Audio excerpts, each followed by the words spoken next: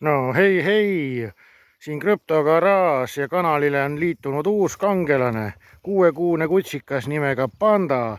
Ja täna toome siis koos Marta, Panda ja garaažiga värsked ja parimad investeerimisuudised üldse siis siia kanalile, et Lõuna-Korea suurim kindlustusfirma Kyobo on sõlminud siis Ripple'iga lepingud, et digitaliseerida ära Lõuna-Korea võlakirjad. No kas pole mitte bängeruudis?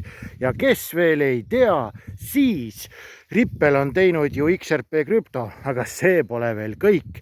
Societe Generale, Prantsusmaa üks suurimaid panku, 7 triljonit varasid ehk igale eestlasele võib 7 milkut pihku anda, on teinud oma digiraha ja nüüd pannud selle MetaMaski jooksma, aga kes ei tea, siis Societe Generale 2019 sõlmis XTC-ga koostöölepingud, no täpsemalt öeldes R3 kordaga, aga XTC krüptot kasutades tehti siis R3 kordale makseahelad. Noh, ja siis MetaMaski emafirma Consensus on teinud veel krüpto nimega Linea, mida siis Swift fännab.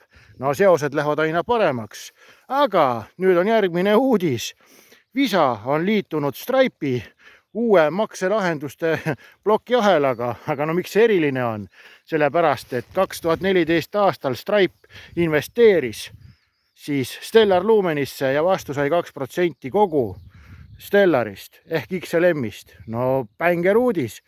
Aga see pole veel kõik, see sammune Visa, kes nüüd liitub Stripe'iga 2019 aastal ja 2021 aastal ostis 2 firmat, Currency Boardi ja Earthboardi või midagi, Currency Cloud ja Earthboard.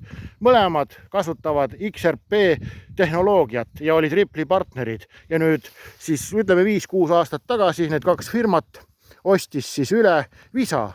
No kas pole mitte äge, kuidas kõik on üks suur sisering?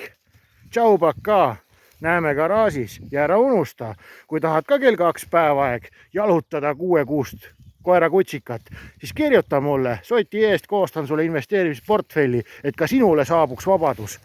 Näeme garaažis.